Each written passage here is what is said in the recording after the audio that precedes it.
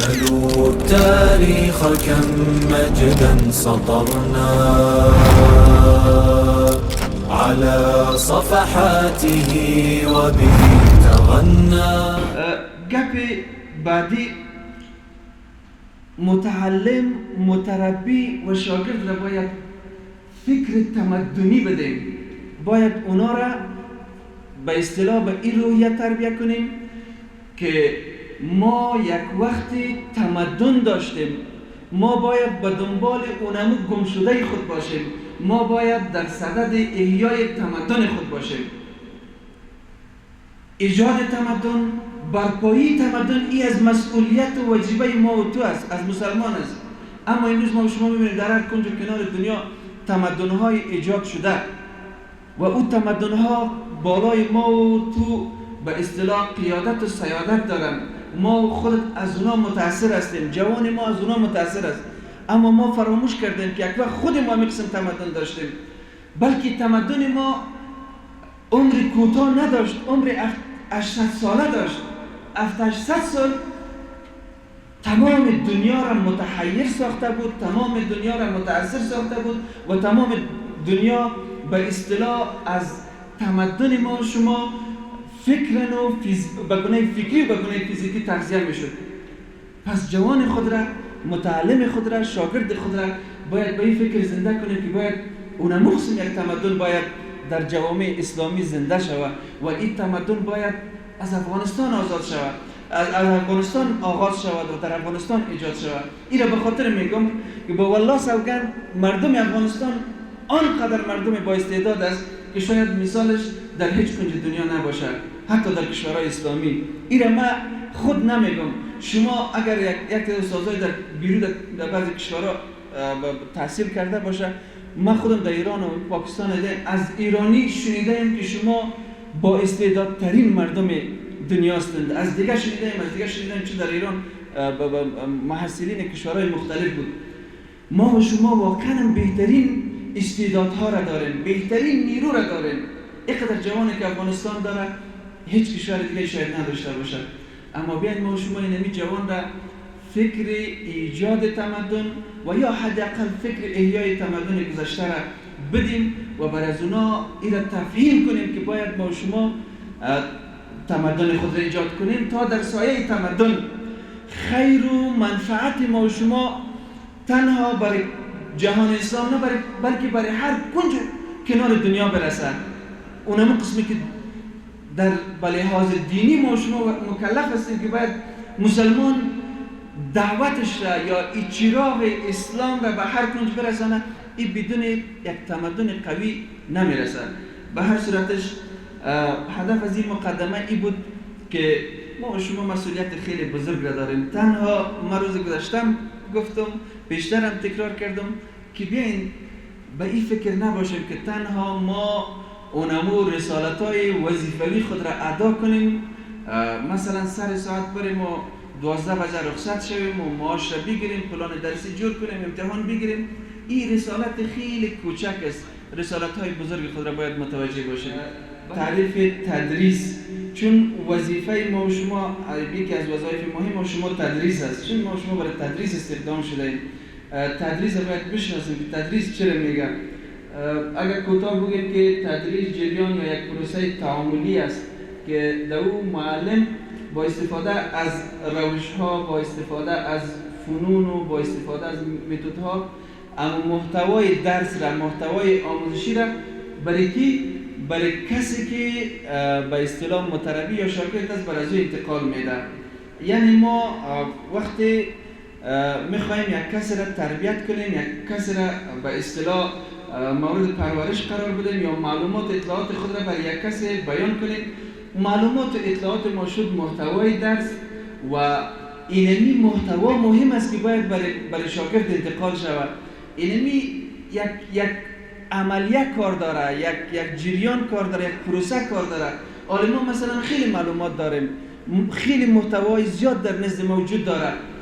من نمیتونم که مثلا ایرا در خواب برای شاگرد انتقال کنم، نمیتونم که مثلا من ایرا کاپی کنم برای شاگرد به قسم باید یک پروسه موجود باشه، یک جریان موجود باشه تا این معلومات مباحث انتقال شود. اینمی جریان یا این پروسه را به نام تدریس یاد میکنه. و اینجا ما گفتیم که یک پروسه تعاملی است. تعاملی به خاطر گفتیم که یعنی تدریس تنها از جانب استاد صورت نمیگیره، بلکه در پروسه تدریس شاگرد هم سهیم است. این فعالیت های دو جانبه است. تدریس فعالیت های دو جانبه، فعالیت های تعاملی منظور اینه فعالیت های تدریس است. عناصر تدریس است که یک عنصر عمده تدریس معلم یا استاد است، عنصر دومش یادگیرنده یا شاگرد، یا میشه من دیروزم گفتم که خیر از شاگرد هم شما یک کسی را یک موضوع را یاد بدین، او را هم شما گفتم میتونیم یاد گیریم. محتوای درسی است یا معلومات اطلاعات را که انتقال میدیم. روش های تدریس است که هم جزء عملیه تدریس است. روش های تدریس که ما شما میخوانیم. پلان درسی است. ما شما نمیتونیم در محتوا یک چیز وجود داره به نام هدف که بعدتر شاید اشاره شود یا شما انشاءالله اینو خوبتر میفهمید. ما به هدف زمانی نمیرسیم، به خوبی رسیده نمیتونیم الا اینکه ما پلان درست ترتیب کنیم. و بالاخره یکی از عناصر تدریس ارزیابی است، امتحان است. ما وقتا باید شاگرد خود را مورد ارزیابی قرار بدیم که آیا اینمی وقت را که من ضایع کردم، پلان جور کردم، مواد برابر کردم، وقت را ضایع کردم، وقت شاگرد را ضایع کردم، آیا چیزی محصول دارد به شاگرد، چیزی انتقال شده یا نشده. در نتیجه ارزیابی است که باز ما متوجه خود میشیم، متوجه متدهای تدریس خود، متوجه پلان خود، متوجه تعیین هدف روی گپا را باز در نوبت دوم جور میکنیم. به هر صورتش تعریف روش تدریس است یا متد تدریس است. استاد در اسلاید متد تدریس یا روش تدریس قبلا جناب استاد اشاره کرد، من یک تکرار میکنم. بعضی از استراتژی ها، تکنیک ها، شیوه ها و طریقه ها، طریقی دی، بعضی فنون دی، بعضی تکنیکون دی چې دغه په واسطه معلم خپل هغه محتوای درسی یا خپل معلومات او اطلاعات شاگردانو ته چی کوي انتقالوي. یعنی دا یو خاص شیوه، خاص ترفندونه دی. ما شما گفتیم تدریس خو یک عملیه عمومی شد، حالا به خاطر رسیدن به هدف خود باید ما شیوه ها را به کار بندازیم، ترفندها را به کار بندازیم، طریقه ها را به کار بندازیم که اینمی را جمعاً به نام متدهای تدریس یاد میکنم.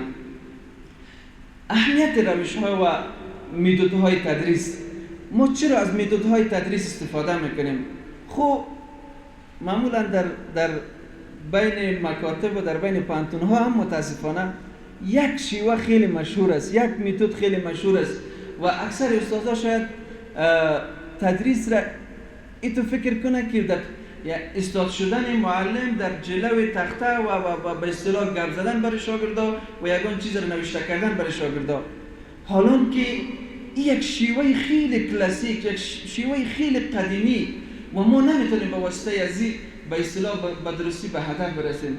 پس متد تدریس یا شیوه های تدریس بعضی ارزشمندی ها را داره که به خاطر از این باید ما از متد های مختلف استفاده کنیم و اهمیتش در این است. یک، افزایش قوه درک. ببینید من بازم مثال میدم، اگر ما از متد تدریس لکچر استفاده کنیم، شاگرد میاد یا خوست یا گیم بازی میکنه یا در تلفن مصروف است یا برای دیگه مزاحمت میکنه، بالاخره ما نمیتونیم که هر قدر برش گپ بزنیم. اگر مثلا ما 2 ساعت در رابطه با یک موضوع برش صحبت کنیم، شاید نتونیم که قوه درک از را بیدار کنیم، قوه درک از را افزایش بدیم و بالاخره یه آدم بتونه یا یک متربی و شاگرد ما بتونه به اصطلاح درس ما را یاد بگیره. بلکه شیوه هایی است، متد هایی است که میخوانیم اگر از او استفاده شود ما شما به خوبی میتونیم که قوه درک محصل را یا شاگرد را چی کنیم؟ افزایش بدیم، بیدار بسازیم و بالاخره شاگرد ما به درستی بتونه از در پروسه تدریس خوب بدرخشه و موفق باشه. دوم، افزایش علاقه.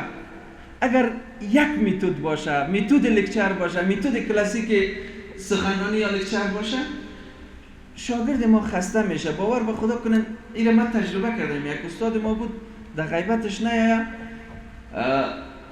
ای می آمد 90 دقیقه در پانتون یک سره گپ میزد، حتی محصل مجال یک سوال کردن را هم نداشت.